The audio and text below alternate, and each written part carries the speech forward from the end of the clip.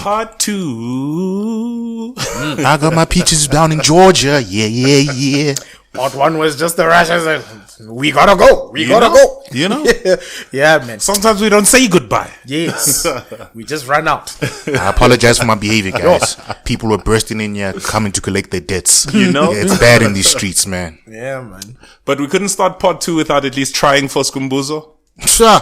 Uncle Curtis. Have you seen how sexy I look nowadays and you want me to share tips? Joe, Tips. Skumbuzo did the push-ups, dog. He did the push-ups and it's September coming, dog, and it's my birthday month and you want me to share tips. You want me to share tips. You do not know the streets when Chris is back, when Uncle Chris is back in the streets and you want me to share tips. No competition yet. Skumbuzo Kill will just have to come follow me around and see what I do to do what I do. Hey. Welcome back to part 2 of the Nothing But Football podcast. Like, share, subscribe, everything. But guys, so in part 1, we talked a little, we keep talking around the league, right? But I actually want to get into something, right? So we watched, Euro 2020 and I think we all kind of said we're impressed by the standard of refereeing. Yeah. Right. Now, a little bit removed from that tournament, we kind of think back to, hey, we've been watching the Premier League for years. Yeah.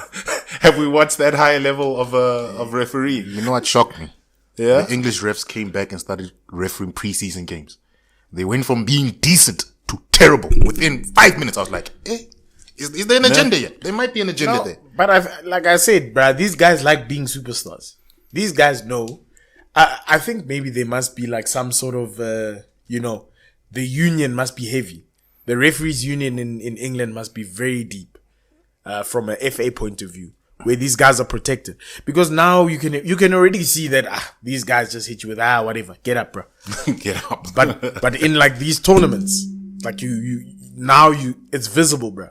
These guys have the skill to do it. They just choose not to. Do you think now that tournament sort of puts them under pressure to raise the standard? You'll get dropped, man. Hey? You'll get dropped. Remember when they drop all English refs for the World Cup? They're like, none of you are going. You're all terrible. Very next tournament, they're on some, let's get our act together. So they can do it. They just don't want to. Do you expect them to? You see, Expect them to do better? No. My thing is that there's the two new surprise changes of VAR. So they've decided that they're not going to show the whole VAR process on TV anymore. Okay. To protect the refs? To protect the refs. Mistake number 1. Number 2, they said that it's no longer going to be toenails. You know, that thing of being a toenail or a hair or whatever offside. A young kneecap. Yes. So if they show the camera angle that's on TV, if they show that thing, like, and it looks like it's fine, they look like they're in line, they're going to go by that and say, okay, sharp, this looks onside. Yeah, I saw that chat. So they said they're going to use thicker lines. Remember, they always used to have to build out that blue and red one and that dotted line in between. So they used to use those lines, bro, those strings, bro. Dog. But they even changed other things I saw with the refs. To give the impetus back to the attackers, what did they say? You won't have to fall anymore in order for a foul to be given. And players who buy fouls. Dear Lord, they're treating that as a new rule. Okay. The players who buy fouls are going to get punished. So, like, if you look like you're looking for contact, they're not going to give it. And it's like... What? They're not going to give it, or will there be simulation yellow cards? They just say they're not going to give it. If you look like you're initiating contact... Euros, basically. So yeah. To tell you laws that make sense. To tell you the truth, watching that Arsenal versus Chelsea game, I saw that quite often, where... and it was from us, funny enough, where we were doing that thing. You know that kicking the ball forward and then running into a player and then falling and grabbing yourself. Yeah. So some of the players were doing that and the ref was just like, nah, get up, dude. So I could see that. And then, like, it wasn't... Obviously, I looked at it, I'm like, that would have been a foul. But then I thought to myself, I'm like, okay, maybe something has changed. So watching that, I completely agree with it. Yeah, look, I'd like that. Look, speaking just from the Euros, that was great to see. Yeah. In the sense that here's man on the ball, runs at this guy, goes down. The referee says, he gets up and he plays. So I'd love to see that in the Prem, because we always say they always say it's a harder league, it's a faster league, or whatever that kind of thing. But the foul sometimes. Nah, but I would just like it to be consistent. Sure. Because it can't happen in one instance in one game, and then in another game it doesn't happen. That's the thing we hate about these refs. I hate you guys. If I've never said it before, I hate you guys. The thing we hate about the refs, the Premier League refs, is that they don't keep it consistent. Literally, in the space of a day, in the space of a match fixture, you can have 5 different opinions in 5 different games where they change their stance on a certain topic. Yeah. And it's always according to player. That's what I hate about it. Yeah, They choose it according to the player that's doing it. And it's like, guys, it's not that hard.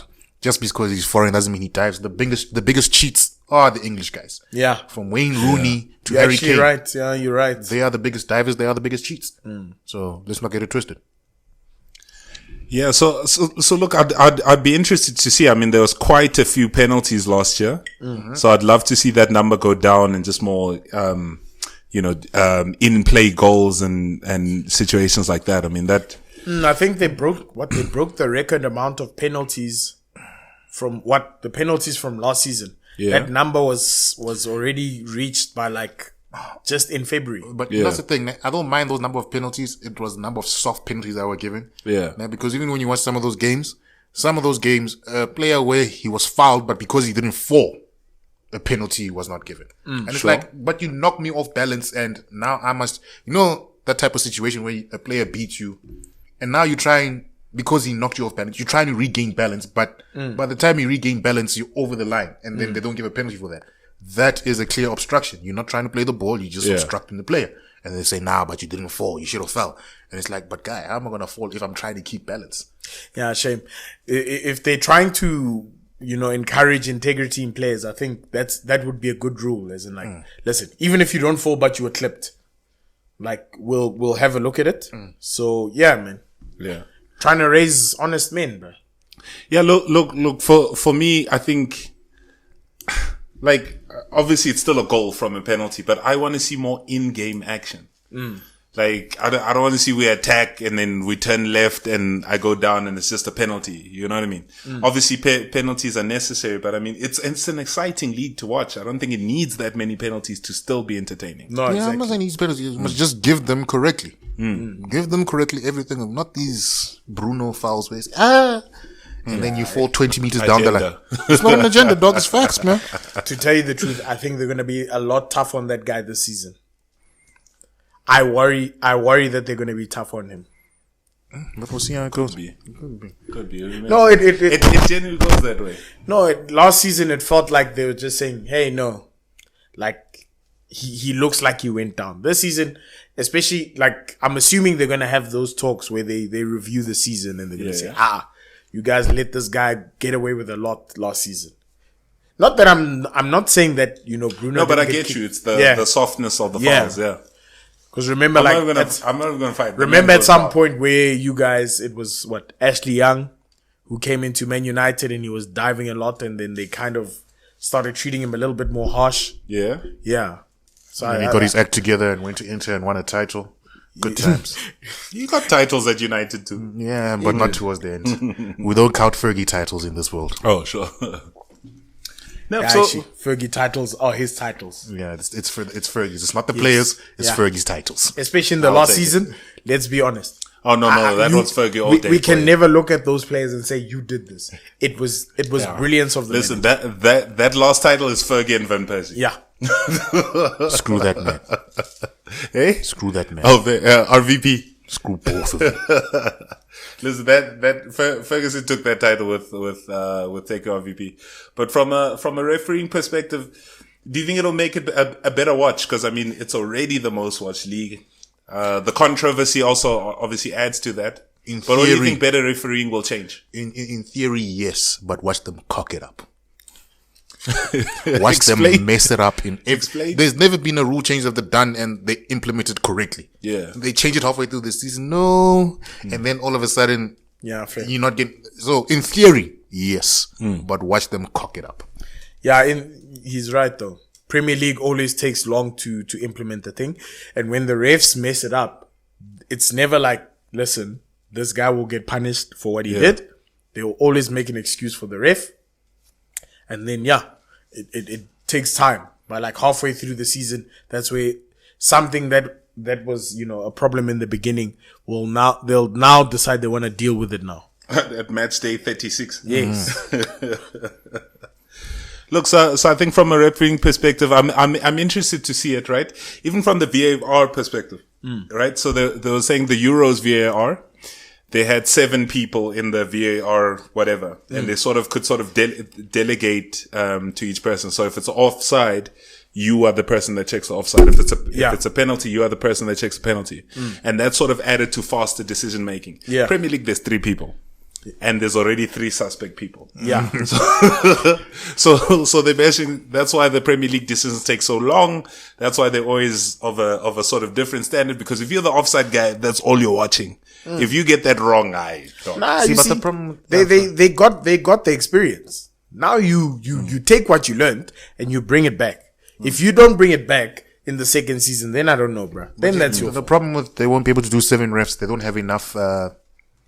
Some of the VAR refs are not allowed to officiate an official Premier League game. So they're in the bus, but they can never touch a Premier League pitch. And that's where the problem is. But it's also, as well, that's a good point, the Premier League age, the referee's age or whatever. There's no age. That's there's no age limit. There's no age. England is one of the things I think it was a fight a couple of years back. That's how Mike Dean is still a ref. They said it's discriminatory to have an age limit for a ref. If he can do his job, he can do his job. But now what happened, ever since they got rid of that, implemented that rule, there's no new refs. There's nobody learning anything. And now we have a bunch of old men, right? And a bunch of people who can only ref championship and below. I'm dying because they claim discrimination. The irony, bro. The irony. No, go on. I just died there. It's like England discrimination. Discrimination against age. That's what the thing that they're talking about. Ageist, yeah. It's ageist basically. So yeah, we're not gonna get better of our decisions because championship refs. Fair enough. So guys, that's on refs. Hopefully the refs are better. I think it would always make for a more competitive game to watch. You don't want to feel like one team is being held back or anything like that. But that's towards the ref. Guys, what other burning issues do we want to discuss around the football world? You know what, for me, I've wondered now. So Haaland This is when you get that philosophical potion. No. So Haaland, that's it. Haaland is not moving. Yeah. So to me, I think he was never going to move because there's a release clause next season. Yes. So I think it was always No, but if you're a good team, drum up the hype. like if you're a guy who's willing to take a chance, you can take that chance and say, I'll take him next season. But let's say this guy has a brilliant season in the upcoming season. You're going to have to be fighting with a lot of people. 100%. I get it. Like, sharp. Right now, they're probably going to want like a good 150 million. Easily, yeah. But best believe when that guy leaves, his agent is going to want. Yep. You're still going to pay 150. Yeah, It's just you'll only have to give Dortmund 50 or 60, whatever his clause is. His agent is going to want a big chunk. Fam, do you remember how much that guy got for Pogba's transfer? Bruh, his agent wants big chunk. His salary is going to be massive. Sure. They were already talking about Messi numbers, no? I'm sure. I think they wanted to make him the first £1 million player. Yes. They were talking those Messi numbers. Sure. And best believe, if that guy gets those numbers, he is going to fall. He is not going to reach up to that potential. And that will be his own fault. Yes. If you take that valuation, you're stupid, bro. You're stupid. You can't come there and score 20 goals. Guys will want Ronaldo No, numbers. they're going to want Ronaldo numbers, dude. You're going to have to do a good 50 goals a season. For the rest of your career. So if you were Haaland right now, what would you do? Let me start with your uncle. Fire my agent. Yeah. And then stay at Dortmund. No. Go for more reasonable fees, man. Like we COVID hit. Nah, we can see that there's not money in these clubs anymore. And now your agent is saying, hey, Joe, £1 million a week. My guy, you 20. What are your wages going to be when you retire? There's no Supermax contracts here. Why would that be a worry? So if you are Haaland, you would say, I'll actively earn less money. The pressure it puts on you to earn that money, you will see. I'm saying, would you do it? Yeah, I would. No. You'd actively earn less money. Yeah, not a, sometimes, to me, it's earn the right to have that crazy money. All right? You're going to But you get a bad tackle next year and then what? Yeah, then it's life, dog. Oh. It's life. You could get a bad tackle on £1 million a week. It's not going to change anything. You have £1 million a week while you're recovering. Yeah, but then what happens if you never get a bad tackle, you earn £1 million a week, and then guys are like, nah, we're not giving you any more money after this. Like, you can let your contract run down. Now you're playing at Real Sociedad in 2 years down the line. We've seen what clubs can do when they don't want to play. They will force that you'll be earning £1 million a week on the bench. Endorsements, gone. National team, gone. Like, if a club wants to screw you over, they will screw you over. And how do I put this, man? Like, £1 million a week. First thing that if you at my club and you're earning £1 million a week, I want Messi numbers. I don't want to hear any excuses. I want to see Messi numbers from day one. You miss a sitter, I will get off my TV to fly to England to slap you. Because you're not supposed to be missing sitters at £1 million a week. I'm sorry to disturb you. I have something that I'm battling with mentally. Oh boy. Curtis, I'll ask you. You can weigh in since you're black. Apparently. That's an interesting start. So, we've signed Ben White. If that guy has a good game and I want to celebrate his achievement, is it alright for me to shout, White Power? No, dog. No, dog. I only shout out Big Ben, dog. Shout out my boy Big Ben. Not White Power, dog. Not that, dog. Oh, you think I should say? Don't you remember that weird video? There was that weird video, that weird parody. It's like of the Power Rangers, and like what's his name? They all like introducing themselves, and like everyone's like, Red Power Ranger, go! Black Power Ranger, go! And the white Power Ranger just comes and says, White Power! And the Black Power Ranger is a black guy, takes off his balls, he's like, bruh, what the hell did you just say? He's like, no, dog, like, I'm a white Power Ranger, so I'm saying, like, white power, like that. Listen, I want to see 10 goals from Ben White. I'm watching Arsenal games with you. I'm not missing his first goal, Joe. No, like, I'm just wondering, though. Like, obviously, like, I'll put up my disclaimer, like, before I decide that this is Black a celebration. People can say it. Yes, no. Listen, this is my thing. This is my side. If you're of the fairer skin color, you might not want to say No, that. So you're gonna watch an Arsenal game in a sports bar. That guy scores. You're gonna jump up and scream, "White Power!" No, I watch it at home, and I might tweet. Obviously, I might like tweet and say "White Power," but obviously, if some guys retweet and say, if it's like a white guy retweets, hey, take that back. What are you saying? Take that back. Is it like that concept of you can say your own kids are ugly or stupid or whatever, but somebody else says and you're like, hey, we're fighting. Yeah, this one is like that. Obviously, like, you can have your family, it's just the close relatives that can say that. It's like in a group of friends where we're all roasting each other, and there's the one guy that's new to the group, and then he says a joke, and it's like, my nigga, yes, my nigga, you don't know the boy like that. Yeah. Yes, when you're roasting, we don't go there. Who are you? Who are you? I've known this boy since grade 2. You coming out here like, my nigga, nah, boy. I met you 2 weeks ago. Chill. I think like with Obama Yang, I say, yes, we can. Obama. Yeah. Oh, with Saka, I post a picture of Booker T. Can you dig it, Saka? With Pate Pate after Pate. So it's these little things, dog. So I can't say, but I'll think about it. It's Big Ben, dog. It depends what he does. It's Big Ben. You call him Big Ben. The clock strikes at 12. Mm-hmm. Okay, sharp. Big Ben is the clock, so you know that big clock. Big Ben. You can see him take it now, but his head is in. Does that sound as good as White Power? No, I'm gonna post that. I'm gonna look for that video. I'm just gonna post that White Ranger going White Power. I'm gonna look for it. If I can find it, I'm gonna throw that last bit in the video. Away. If I can find it. If I can't, then it's fine. Stay tuned until the end. Then you guys can think I'm crazy. If you see nothing, then I went crazy, unfortunately. Mm-hmm. Fresh. What else is burning in that? Yes. I like this now. No. Anything. No holds barred. But besides that, can we please discuss how tables have turned with Real Madrid? Oh boy. Because we were saying at first that Barcelona is in a financial crisis. Now it seems as though Real Madrid is also deep in cack. Dog, these Spanish clubs try to keep up with that English money. Because don't you remember in the beginning they were saying that Odegaard, hands off Odegaard. Yeah. They're saying if you want Odegaard, you must pay. They said 60 million pounds, I think, if you wanted him. And then we're like, nah, gents, it's okay. 60 million is a bit too much. So now I remember they made the announcement. They said everyone on the Madrid team, there's no one off limits. If you want this guy, we can sit down and we can talk. And from a big team like Real Madrid, that is, wow. That is bad. I think it was Spanish clubs that started with these super crazy contracts with these players. And it's biting them now, though. Yeah. It's biting. Because remember I told you the other week that the City wages aren't crazy. Yeah. Like the only player I think they'll struggle. The only player I think they'll struggle to sell at City is Sterling.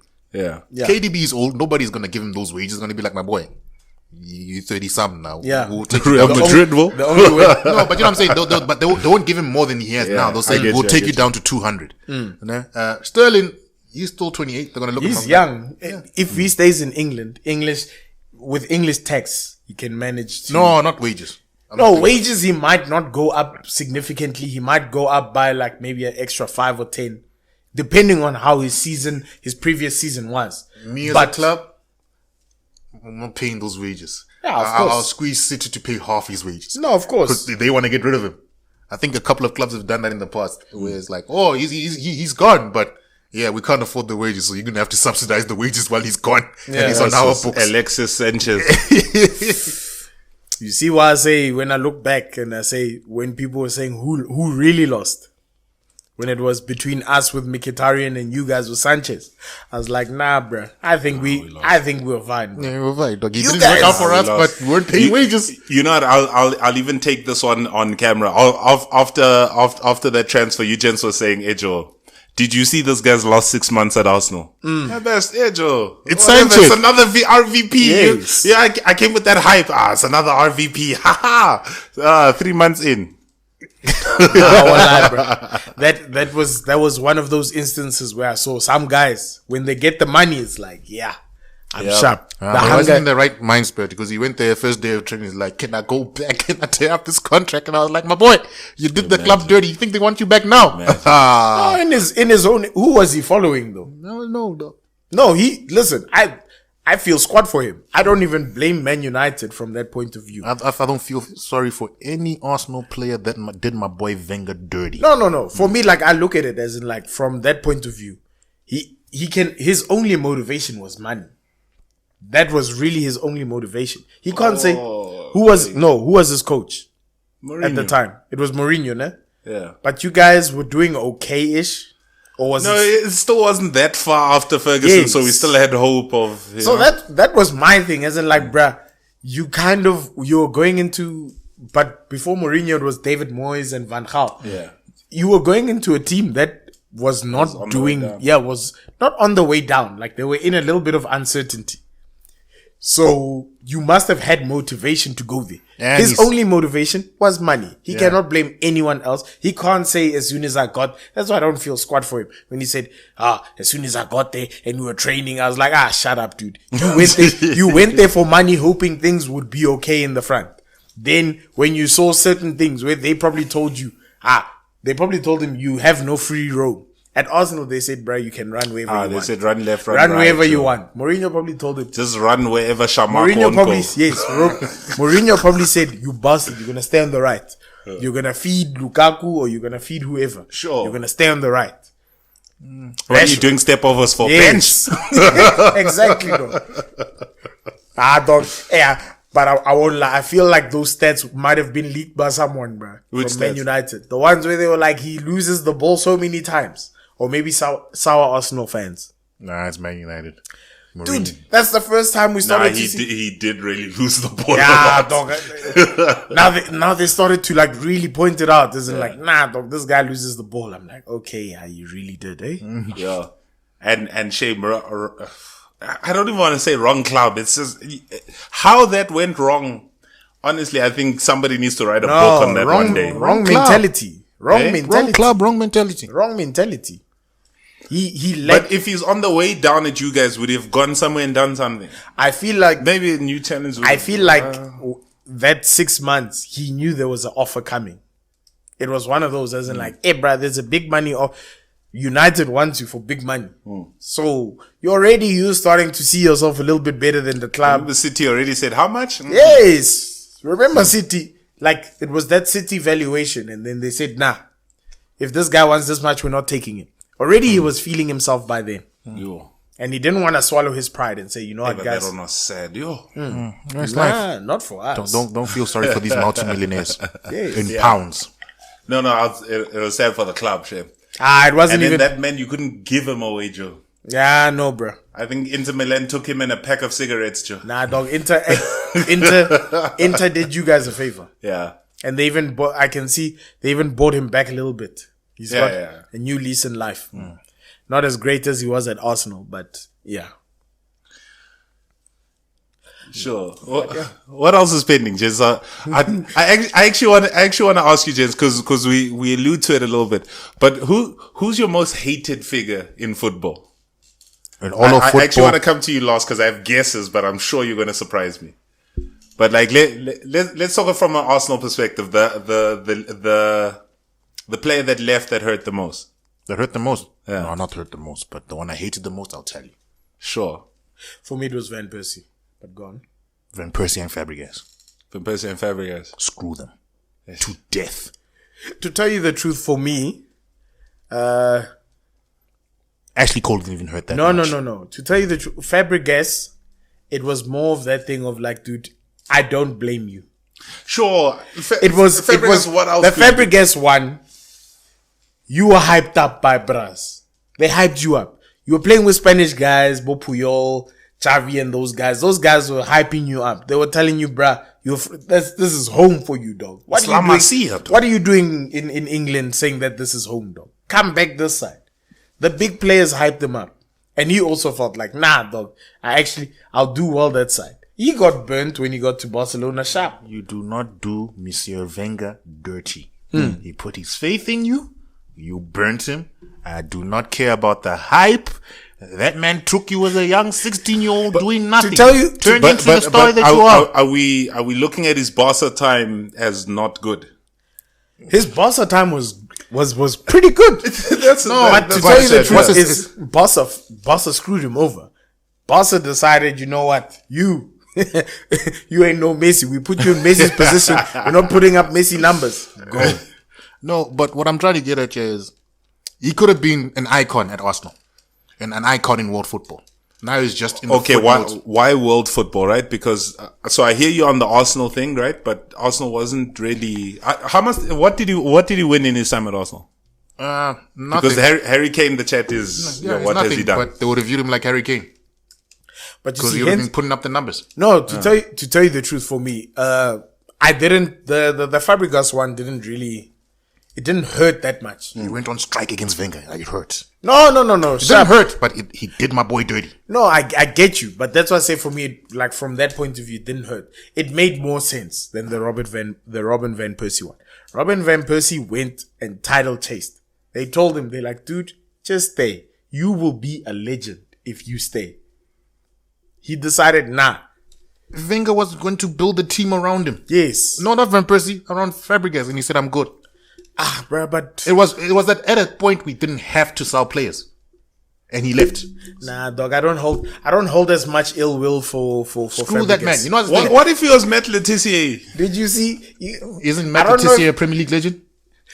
Yeah, he is. But you're telling me that guy won't trade some things for a Champions League title at Barca? Guys, I don't know if you guys remember I this. think it changed. Do you remember in that Arsenal time, in the same time where what's this called? Where Fabregas was bouncing, and there was a player by the name of Alexander Kleb who was busy out there in public dissing Fabregas for bouncing, saying, "Nah, this guy's not loyal. He wanted the money at Barcelona." Then ended up leaving in the same season to the same club. The same season? Yes. No wonder he flopped. Kleb left the same season after criticizing Fabregas. Oh, as in he stayed one season without Fabregas. No, I don't think he stayed. If memory serves me correct, I think they might have. Yeah, I get what you're saying, but Kleb didn't hurt. Kleb was okay. No. Yeah, because he didn't do much in the first place. No, but it's no. I'm potential. not saying that one. It was potential. Yeah, Yeah, it was. You did. They were going to build that squad around him. He said screw it to them. Why do you think his teammates were Frimpong? No, Frimpong wasn't there, so don't come up with don't come up with nonsense now. Don't come up with no. It was Nasri. His teammates were Nasri, nah, Kleb, which showed potential, Song, nah, Fabregas, RVP, nah, and I think I forgot the other players around about that time, but it was at a time we did not have to sell players to push on. He said screw it, and then Wenger had to make a plan, and then I think we got Arteta. We got Arteta last minute. Nah? Yeah. Right? That's the season where we got Arteta, and then we had a decent season, but you could see it destabilized the club. Yeah. Nah? So it's screw that man. That's why he's still crying, saying he misses Papa Wenger, because as much as he won trophies. As much. Poo-poo it now. But why is he crying, saying I miss Wenger? Why is he crying? Hey, Joe, you made your decision. Go there. It's like when you leave your girlfriend and then you come back 2 months later busy crying. Why are you crying? You left her. I leave. Because Ntombi hurt you. I think that was the first instance of me seeing Wenger sour. When Fabregas wanted to come back after Barcelona kind of shunned him and said, nah, we don't want you. And then they offered him back to us. And that's how he ended up going to Chelsea. Yeah. Yeah, because he's like, dude, I want to come back. And Wenger's like, dude, you left us in a time of need. It would be unfair for me to literally buy you when there's players who've put up their hands when you bounced. You know what's the thing, right? Who wants a goal that went to the streets and got burned by the streets and comes back to you? Who wants that goal? Who wants that goal? You were for the streets, girl. Go. The streets are yours. Can I tell you just which transfer hurts me? Yes, I was gonna ask you. I actually take a guess. Tevez. Fucking Di Maria, dog. Yes. Okay, no. I thought our whole picture is changing with that man. And remember, he came in like half this. He still finishes like the second top assister with the shit he did in the first. Shame he was. And then he vied. Hey, at PSG, every time he came back, he made it personal, bro. Sure. He made it personal. And the thing is, it was that stage where you knew, nah, shit is going real here. Shit is getting real here. Okay, Di Maria. Oh, he's gone. Oh, damn. Shame. I also did think in my head, because he was paid with Falcao, and everyone thought, okay, dude, Falcao, Di Maria must work out. And then he was played out of position a lot of times, but he still pulled his magic. But he's just like, nah, I'm not coming back here. I will lie to you. That's one transfer that bashed me hope. I was like, United's back. Now, shame. I do feel you. I thought it would be Tevez. Yeah. But Tevez, I guess, left. Tevez vied when we were still on top. Yeah. Because the thing is, under Fergie, like, players would leave in jail and you'd be like, what the hell? And then you'd still get a title. Yeah. But Di Maria was on some edge. But we were on our bare bones. For me, the Tevez one is what started the City dominance. It added the spice on it. Look, Company is already there. That band of theirs is already there. That season, like, things kind of changed. Like, he didn't. Don't get me wrong. I think Tevez is after that 6-1. Why always me? Yeah. No, Tevez was way before that. No. It was before that. It was before that, but Tevez came before Balotelli. Yeah, but they were still dominating Man City at that stage. Not they were building up. It was still Mark Hughes or whatever. No, it was Mark Hughes time. Yeah. But Man City weren't dominating. Yeah, they were still building up. When they took Tevez, it was like, okay. Nah, but it was a bunch of transfers that happened that season. Hey, they bought everybody. I get you, but Tevez, I'm not giving it putting down to Tevez. So he was their captain. Is Tevez there for the first? No, he is. He is. But that was the time when they were already fighting. He spent the season away playing golf. Yeah. So that's under Mancini already. Yeah. But he'd been there for a while. Like he was an established figure by that time. So my chat is, I felt like we could still win. After Di Maria passed, things are down. Now, by the way, gentlemen, I think we can go on all day, but let's give Skumbuza some time to Google beauty tips, because Uncle Curtis he's not saying ain't helping the bra. So, gents, like, share, subscribe, download, all of that. To my right, Uncle Curtis. Join the Fantasy League. I'll drop it on socials. We'll compile the G and you will lose to me. Oh yeah. That's a dope ass point. So Nothing But Football Fantasy League. Please come join. Second is up for grabs.